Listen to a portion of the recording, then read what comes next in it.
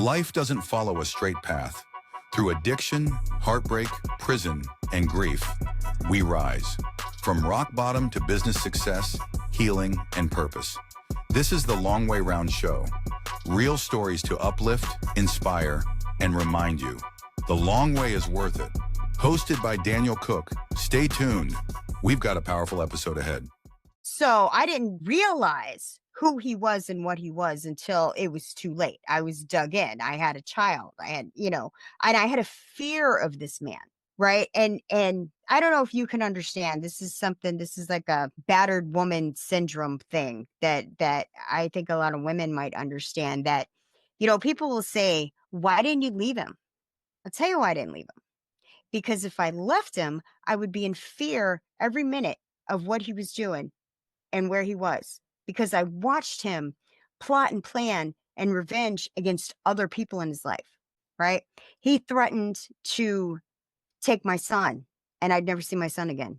You know what I mean? These were viable threats coming from this man. And if he was in the house, on the couch, in the bed, my story's long. I'm old. So my name's Jenna, and I am a recovered addict. I spent 8.5 years in federal prison. I was born in Florida. I live in the United States. I've lived in several different states across this great big country we have here. I was previously married to a psychopathic drug dealer. I ended up in prison 8.5 years. I have a 32-year-old son, lives in Vermont, which is across the country from where I live. I've remarried. My husband, Cliff, and I have been married for 4 years now, and we live in Florida. He and I are both in recovery together. And I work in recovery. It's my life's mission is to carry the message of recovery to addicts that still suffer and to be of service to the world in that capacity. Look, a little bit about my show is we often talk about, people's childhoods and where they grew up and how they grew up, because I think a lot of people's, trauma later in life comes from some of their upbringing and, foster homes or dysfunctional, Absolutely. drug addicted parents and those types of things. Was that sort of part of your story or? Yeah. Listen, I've said it, my family tree is soaked and there's probably a car wrapped around it. This is what I know. Okay. My great grandparents came over here from Ireland, and that's my mother's parents, and my father's parents, are French. So they came over here from France and right after the Civil War. So what I know is that all of them grandparents were definitely big drinkers, not my grandfather. I know he dabbled in some drugs in his day, but only legal ones. But this was back when like Quaaludes and cocaine and stuff were legal. But as soon as they became illegal, he wouldn't do them anymore. So my parents, my father's a drug addict, biker, Okay. All right. criminal. My mom is definitely an alcoholic. I am what you get when you get. My mom was a cheerleader. My father was a biker. So I am what you get when you mix those two things. Yeah, they passed away. My parents are, to the best of my knowledge, living. Okay, so you I lost don't speak contact. to either of them. Okay. No, I pulled the plug. Yeah. So when I was a kid, well, let me tell you. So my mom was 15 when she met my dad. He was 18. Home from the military. This is back in 73, very end of the Vietnam War. And he was in the military and he met my mom and they got together and she got pregnant and they had to get married because that's what you did back then. There was no such thing as baby daddy. There, if you got a young lady pregnant, you married her. So of course, teenage marriage based on pregnancy. Surprise, that didn't work out. So they were unfit. I thank God I didn't go into the actual foster system, but I became the family foster child. Like I went from, this aunt and uncle's house, this grandparent's house, that aunt and uncle's house. I can remember being I had no idea who my actual parents were. I was always in somebody else's house, some other family, cousins, aunt and uncle, whatever. So throughout my childhood, I don't know how deep you want to go, but there was sexual abuse. There was definitely drugs, alcohol, big part of my, both sides of my family. So when I was 7, I went to go live with my mom and her second husband and his family for a while, and then I went to go live with my dad when I was 13, and then back and forth when I was 16.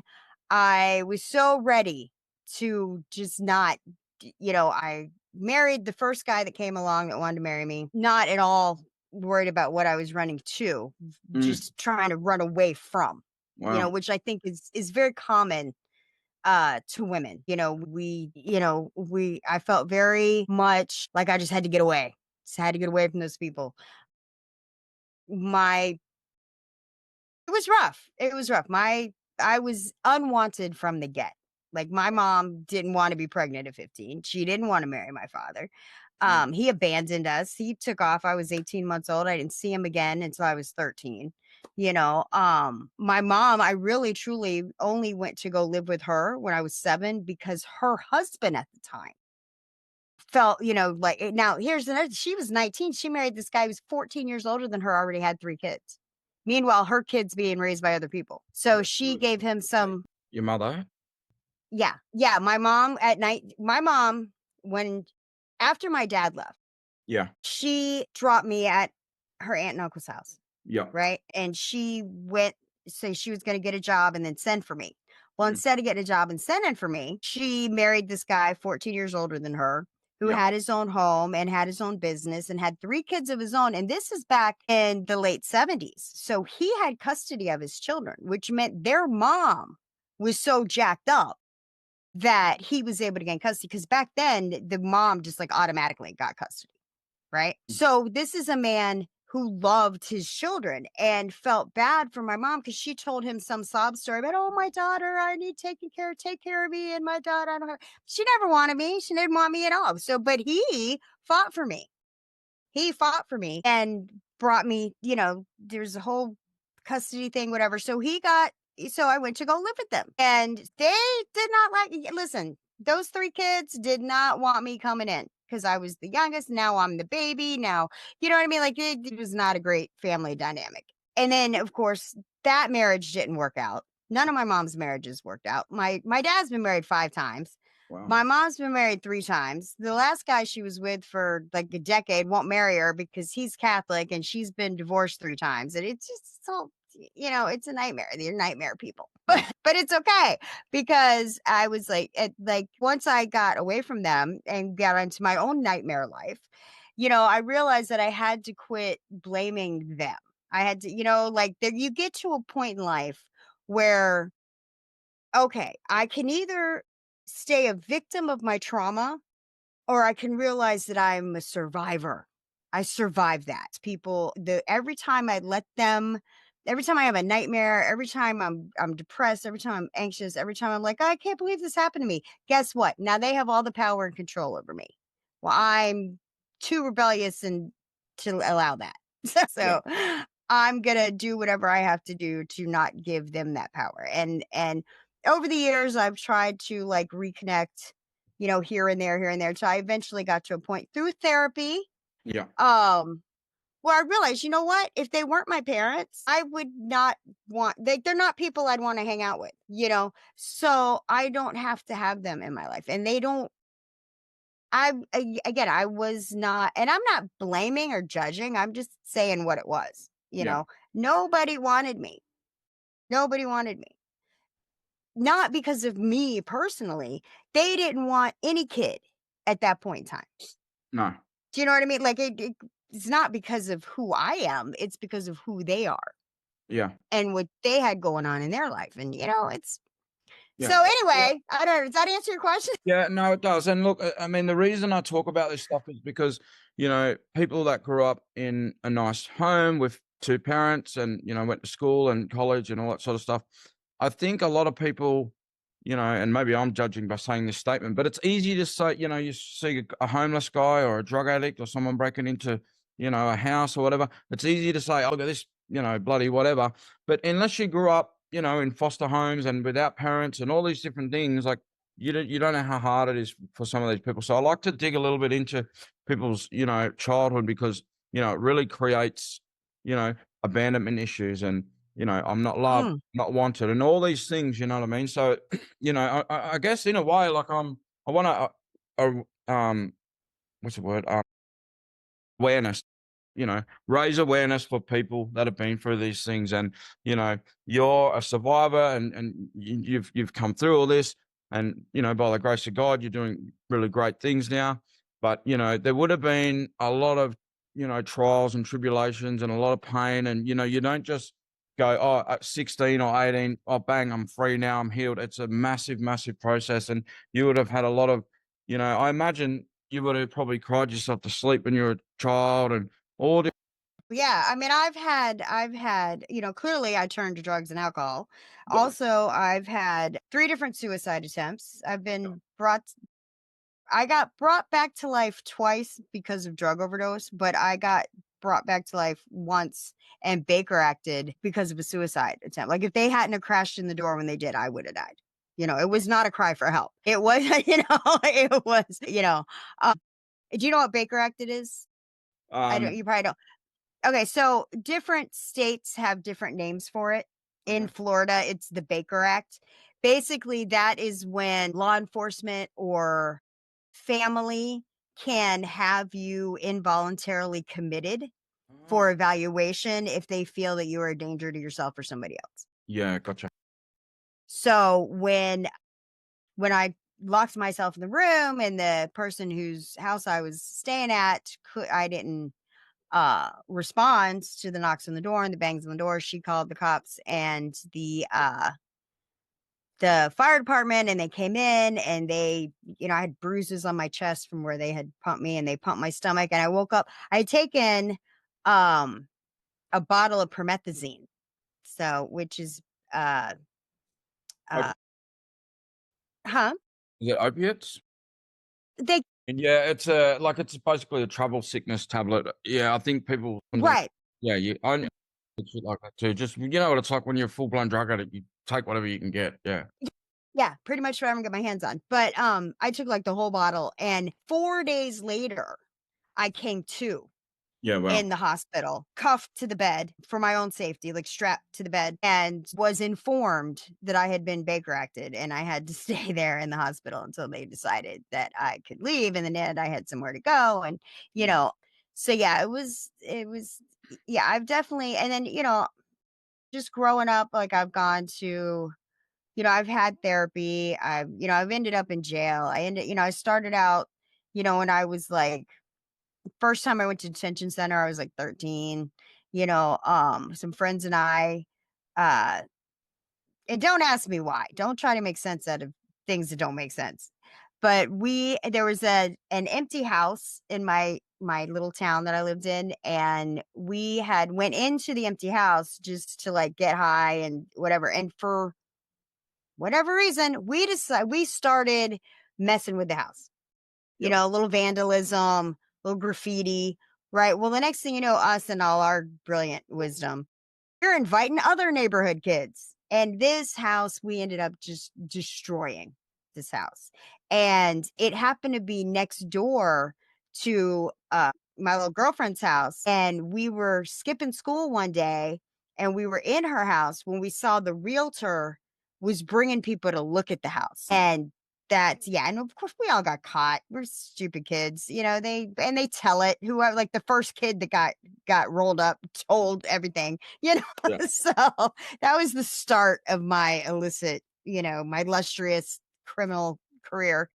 So yeah, it's just, and I started getting high, drinking and smoke pot. I was like 11 years old. I mean, the first time I listen, my mom, I promise you, there was drugs and alcohol while she was pregnant. She was 15. She didn't even know she was pregnant for the first 6 months. And she was hanging out with my dad. I promise you they were getting high.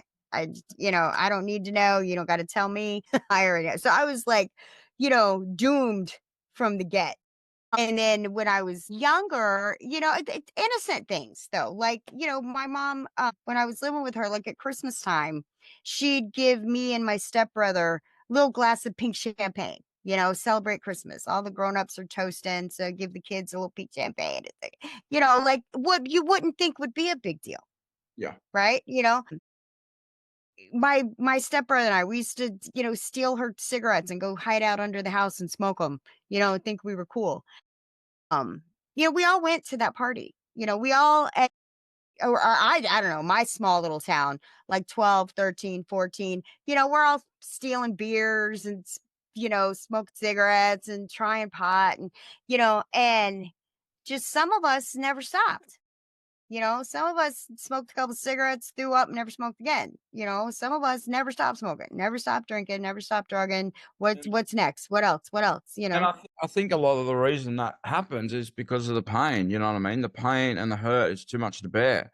So, and when we're kids, when we're, 15, 16, 17, right up until however old, we don't know that, there's other ways to treat the pain and like the damages it's going to cause. And we don't know that, I've been through all this pain, maybe don't get into a heroin addiction because it's gonna do this, and this. Like we're just living, we're doing our best, we're growing up, we have so much pain, and we're trying to survive, and we're basically just self-medicating, and you know what I mean, doing whatever we can to get through each day. So I mean, you had a really, really rough childhood, and then, as an adult, what was life for you like, sort of, when you left the home and in your early 20s and that? Did you try to get into recovery at a younger age, or were you like right through your 20s, you were sort of doing your thing, partying, and really just, Yeah, well, I like I said, I married young. I married at 16.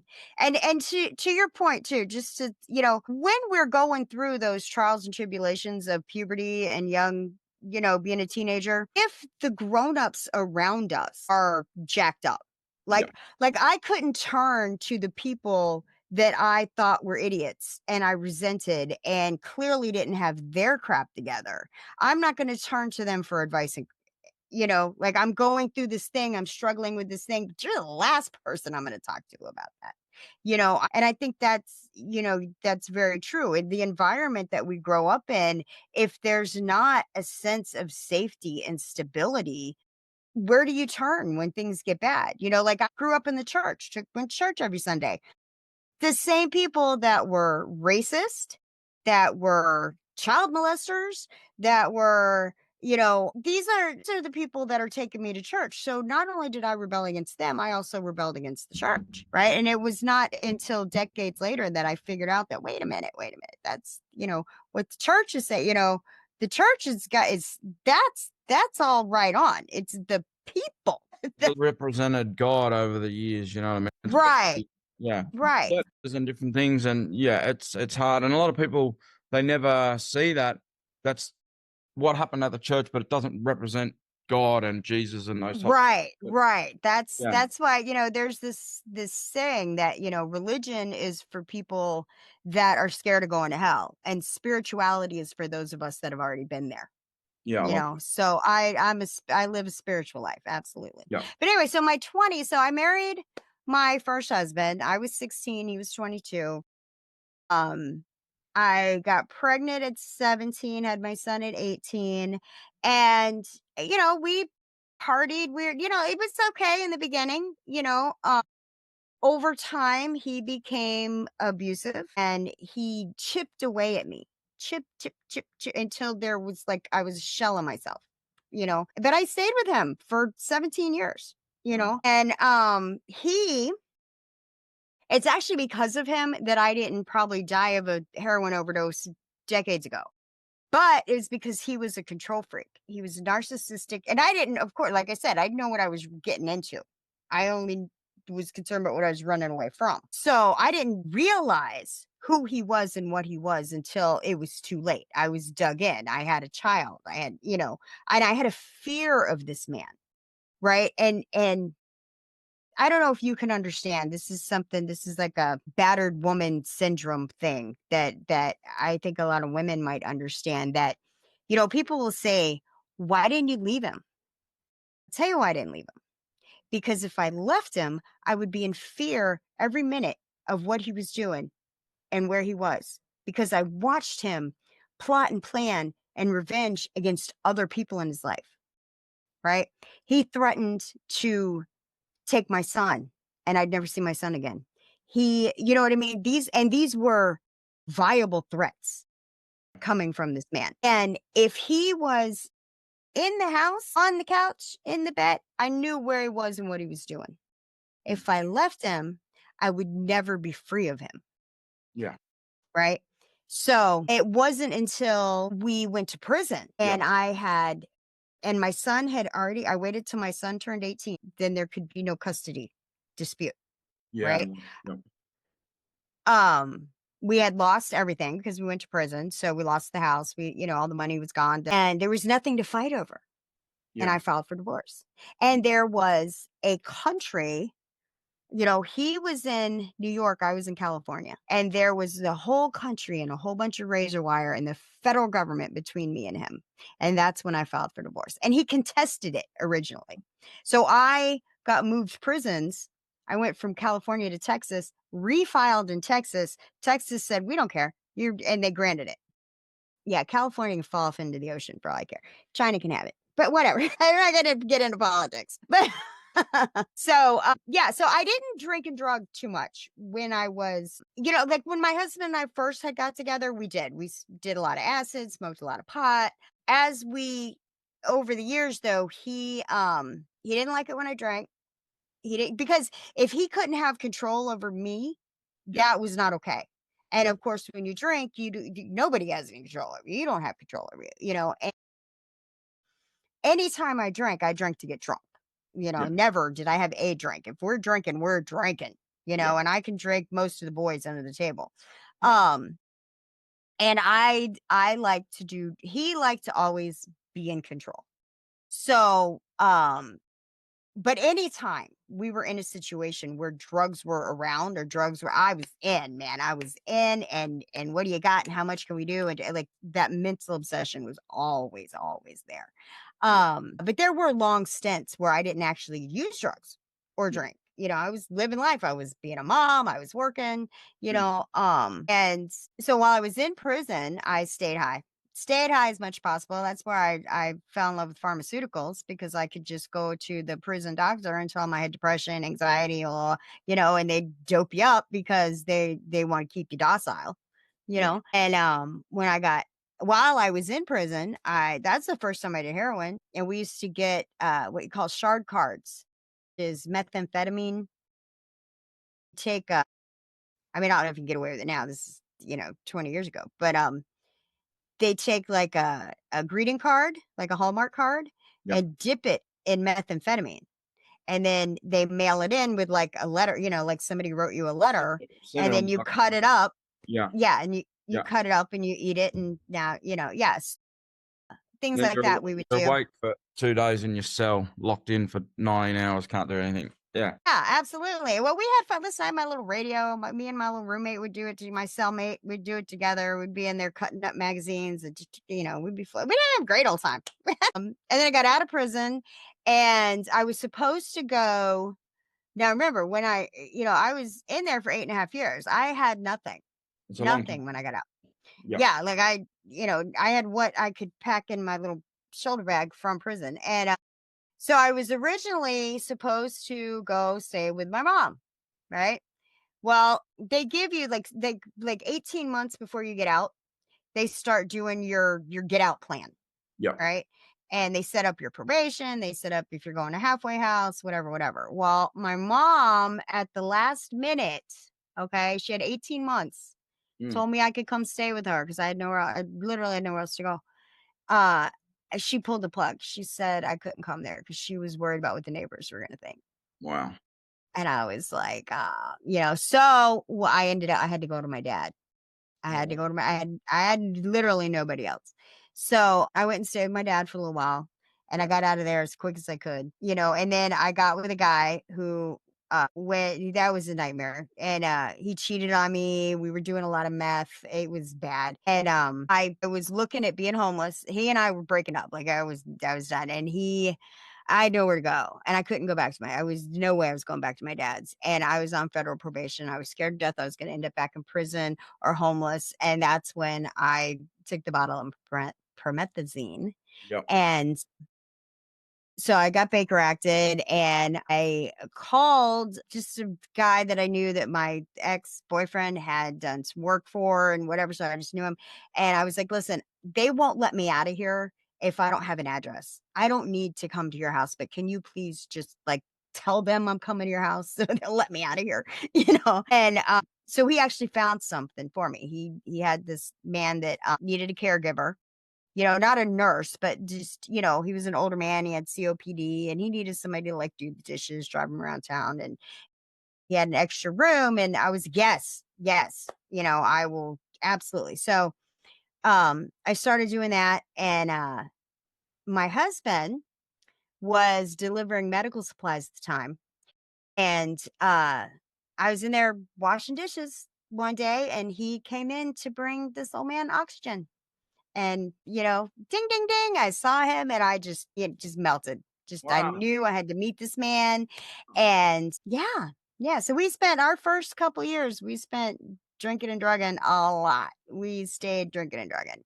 But then eventually I'd had a couple probation violations, went to jail a couple more times, and he stood by me the whole time. And then I had another violation and I was looking at 18 months back in prison. And I Mm. begged my probation officer, please don't put me back in prison. And I had already, like, prior to that, like about a month before that, he and I had started talking about, maybe I should start going to some meetings. Like, this is really getting out of hand. And he had started begging me to stop because he was scared I was going to go back to prison. And did You you know, have your urine tests and all that sort of stuff? Was that all part of your parole or not really? Yeah, yeah, but I was doing addict math, right? Because since Yeah. I had like, I knew when he was gonna come, like, he was gonna Yeah. come once a month, and, like, when I first got out, I had to go to a psychiatrist, I had to go to drug whatever, that's just a part of probation, Used to that's week and all that sort of stuff. But as you moved on, you sort of, and then you're doing the addict maths. He's going to come once a month. If I use right.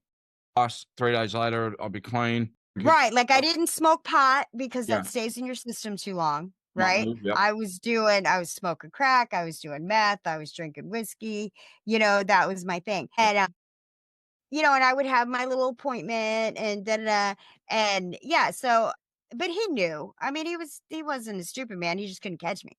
Yep.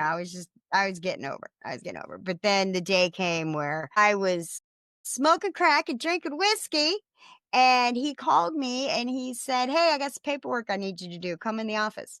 Mm. Well, going to the office, if he comes to my house, I don't take a drug test because he's a man and he's, there's no point in giving me a cup. I'm just going to fill with water and hand it back to him. Right. Yep. So, but when I go to the office, now I'm peeing in a cup. Yep. So I had to, say, listen, that's not going to be clean, and, so he did, he allowed me to go to rehab Oh, and yeah, yeah, he could have put me in prison, but he let me go to rehab and, I did, I dug in. I knew that was my last chance. Like, it's now or never, because if was that your it's first not rehab? this no, not my first rehab. The first time, I think I was well, I mean, okay, like, back in high school, I went to NA a couple times. Oh, wow. Yeah, and then, nothing like, my father is, like, anti-AA. He would tell you 1,000 times over, because he doesn't get it, and he's never actually trying to not be an addict. So he's never trying to actually get clean, But so like growing up, I was not only were my people drinking and drugging, but they were anti-recovery, anti getting help, anti doing anything to actually, better yourself and not be like that. It's kind of like this accepted reality that this is who you're gonna be. This is Yeah. who we are. That's It's well, what you that do. I was talking to a friend about that, a guy I know, and he's, done a lot of juvie and a little bit of adult jail, but he's sort of turned his life around now, and we were talking about the fact that sometimes in those circles, not only is it, people are doing drugs and alcohol and crime and whatever, if you do wanna turn your life around and if you, wanna change, you're all of a sudden you're the bad person and you're the person who's, and it's really hard for people to, a lot of I guess, shame and guilt for doing the right thing. It's a crazy cycle, isn't it? It is, and it's, these are, like in my family, it's like, you don't need a college fund, you're gonna need bail money, you know? Like, but, I got 2 brothers from my dad's 3rd marriage that for a whole 10 years, there was not one day where we were all 3 out of jail at the same time. Yeah. You know what I mean? Sometimes we're all 3 in jail at the same time, Yeah. you know? So yeah, like don't bother with the college fund. Just keep bail money, and it's like you graduate, like you go from juvie to county jails to state prison to federal prison. See, I went to big girl federal prison. Yeah. I'm like, Yeah. ding ding, I'm the valedictorian of the family. You know? Yeah. Like criminal. Yeah, Yeah, and I sort of say, like, I didn't finish my full career criminal apprenticeship. I only did like my first year, so I'm pretty, what I mean. I'm lucky I didn't yeah. finish it, but yeah, I still got some experience in the criminal world. But Listen, quit while you're behind. back to your story. So you finished prison and you were on parole and you were gonna the man let you go to rehab. And how was rehab? What was that like? Was that the turning? Was that Uh, the turning point for you? my rehab was when you think of rehab, I was going to say too, also when I was in prison, I did the RDAP, which is the Oh, residential drug abuse program in prison, I've heard which about that. again, I stayed high. So yeah, it was crap. It was bull. Here's the thing. This is what I know. Addicts don't respond to bullshit. Yep. You can't, like, I respect that clinicians, you understand like the medical and the book study and like how drugs work in the brain and the body. And I get that. I get that you could understand that. But if Yep. you don't understand when I tell you I was carpet surfing, when I tell you I was stuck in the blinds, Yep. when I tell you I was drinking vanilla extract because it has the same alcohol content as whiskey. And why do I know that? Because I'm a fucking alcoholic. Excuse my Yep. language. I'm sorry. I don't want to ruin your, Yeah, there's a you different, know, there's a textbook, and then if you've been there, done that through the trenches, through the misery, through the pain, it's a different story. So, you know, yeah, it's. right. It is. I And, always say, like, you can't con a conman. You know what I mean? So you always see all these scams, and people try to scam you. But when you've been there, done that, been around, it's like you can see it a mile away, and you can sniff it out, and you sort of, I guess, to survive. We have to be, aware of these things, and I guess we have to be also, what's the word when you're sort of, when you're conning someone or you're not being deceptive. manipulative, No, when you like, if say I'm trying to get you to buy something, but I'm sort of persuading you. What's the word? When you're controlling. coercing. Uh, no, it's another phrase. Anyway, we'll come back to it. But you'd know the word. It's yeah, it's a common phrase. But anyway, so back to the rehab. You've done RDAPT and you sort of just fluffed your way through that, and then were you taking it serious when you got to the rehab? Were you really like, I want to change, or were you still like, I'm gonna Yeah. No, I had already kind of, manipulate? like I said, my husband and I had talked about, maybe, this is getting out of hand. This is getting out of control, And when I got to the rehab, like I recognized I was 45, and I recognized that this might be the last house on the block. Like this might be my real last chance, And I really didn't want to go back to prison. I didn't want to go back to prison. I was scared I was going to lose my man. So the program that I went into, like when you think of rehab, if you've seen them on TV and they're these cushy, 28 days and it's the beach and it's no, baby, no. My rehab was through the Salvation Army. Yeah. Do you have that in Australia? Or- Yeah, I've been to a Salvation Army rehab as well. Yeah, yeah. Like Oh, work programs, you're doing programs through the day and working during the day as well, and it's not a resort. Yeah. yes, yes. So I mean, it was a lovely facility and the food was great. But we got up at 7 in the morning, Mm. went down, had morning devotions, prayer time. Then we went and worked in the warehouse. And then after the warehouse, we came out and we did groups and we did meetings and we went to church twice a week. And you girls, we weren't allowed to wear makeup and our clothing had to be approved by the house managers and we weren't allowed to even look at the men. It was, "Look, you're here to get clean, and there's people dying to get in this bed, so you're either gonna get with the program or you can get out, and hopefully you live long enough to come back." Yeah. Right? And I needed that. I needed that hardcore. I was trying not to die, and I was trying not to go back to prison. I wasn't just trying to get out of a little bit of trouble or like, I literally was trying not You're to ready. die at that Yeah. point. Yeah, I like it. Yeah, and I told my first sponsor, when I met her, and she had what I wanted, she had this sense of peace and joy about her, and I wanted that. And when I asked her if she'd sponsor me and she said yes, I was like, "Really?" Cuz like, I'm a lot to take, man. I'm going to need direction and supervision, Yeah. you know. But she took me on, and yeah, I did. I really I just dug in. Like, whatever she told me to do, I just did it. I took all of her suggestions. I went to meetings, I worked my steps, and I found it. I found that freedom. I found that sense of relief, and was able to really put myself in order and go from being a victim to being a survivor. Realizing that, wait a minute. I have, life can be so great. I have such a sense of gratitude anymore. I came back to God. I found that spiritual, it's a spiritual sickness. It's a God-sized hole, and you're not going to fill it with a man. You're not going to fill it with drugs. You're not going to fill it with, it only God can fill that hole. And when I say God, I mean whatever your higher power is, whatever your connection is, you can call it the source, the spirit, whatever. But you gotta have it. You gotta connect with the universe. Yeah, I love it. You gotta. And you know, So was that 6 um years ago, this rehab, or is this a different time ago and there's been more sort of relapses in between, or?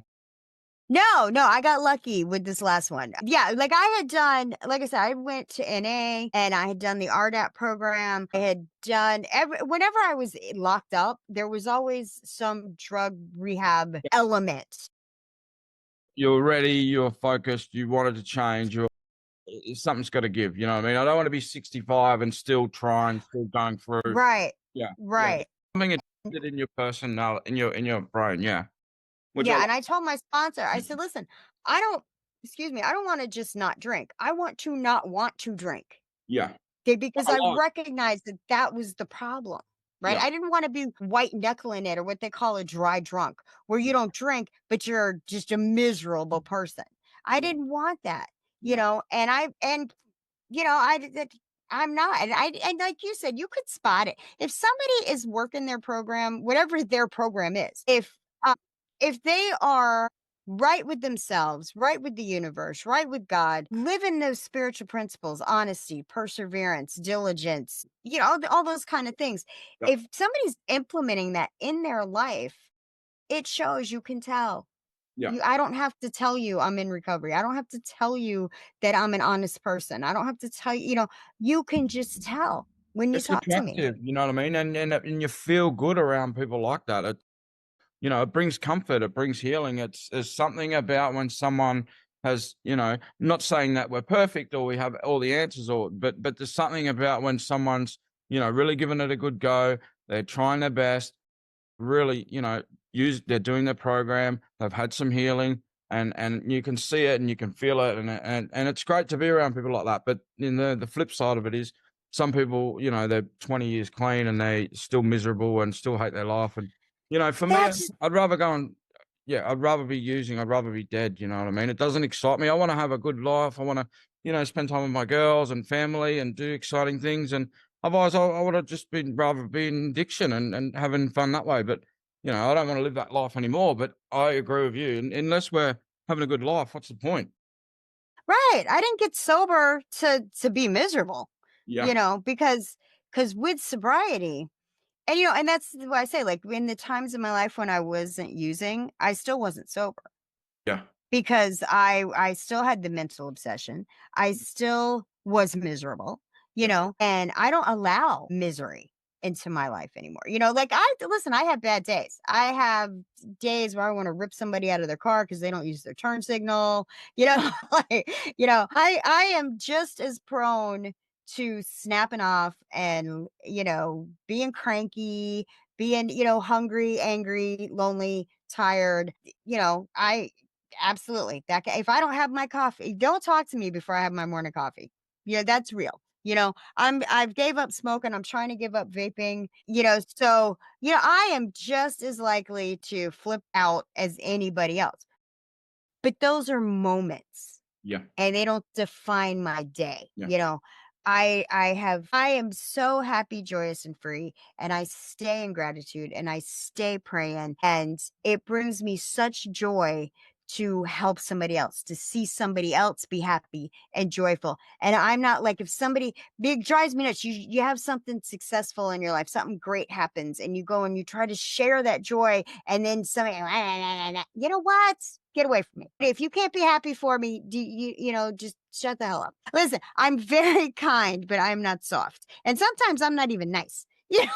I Okay. don't know.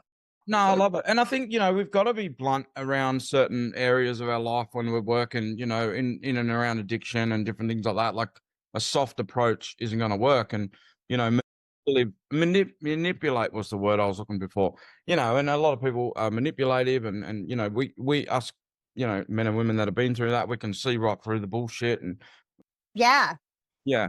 But no, I agree. And exactly, to wrap up what we were just both talking about, it's progress, not perfection. You know what I mean? It's one day at a time, a little bit better. Sometimes we may have a slip or a stumble or, like go off at our loved ones or, we all go through things. No one's trying to be like, that's it, I'm just perfect, because that's not going to happen. You know what I mean? But if each day by day, we can, get better and keep growing and keep healing, then that's pretty cool. You know what I mean? So yeah, it's all, Yeah. Just be better today than you were yesterday.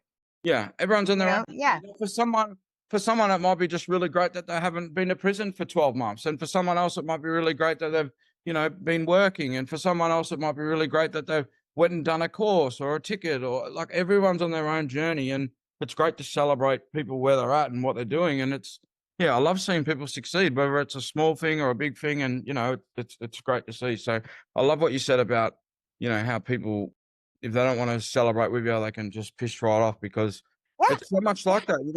We start getting some time up, and we start, doing great things, and people want to think, oh, bloody, they had it easy or whatever, or nasty words. And it's like, are you kidding me? You know what I mean? All the stuff you've been through and whatever else. But look, that's life. You know what I mean? Some people are going to be negative and, there's nothing we can do about that apart from kill them with kindness. But yeah, so I really appreciate you coming on the show this afternoon or this morning, depending on what time zone you're in. But is there any sort of final words we could sort of wrap it up with? Any encouragement for anyone listening? Yeah. I would say to anybody, you're not alone. Whatever it is that you're going through, you're not alone, and you don't have to go through it alone. There's somebody out there that wants to and can help you, whether it's talk about it, whether it's come up with solutions for it, whatever your thing is. My passion is recovery. Please check out Starve the Demon on YouTube. But yeah, whatever it is, man, you just gotta find your people, find your tribe, because none of us are alone. And love everybody. Let God sort them out. Love it. Love it. All right, well, we'll close it there. Thanks heaps for being on the show. And we'll definitely post all the links, and everyone who's, following my content. Jenna has some great content as well over there. So jump over there and check out that stuff. And she's got a lot of great stuff about recovery and some of the things that she's been doing. And my episodes, they don't go for hours and hours. So maybe we'll get you on the show again, Jenna, and we'll sort of I'd love to. yeah, we'll dive into a little bit more about the different aspects of recovery and the different ways people can, look at different programs. And there's, SMART, NA. I think you mentioned a few as well. There's different roads. It's not one size fits all, and that's really great. But yeah, for now we'll close out, and we'll see you on the next one. Thanks. Awesome. Thanks for having me. Cheers.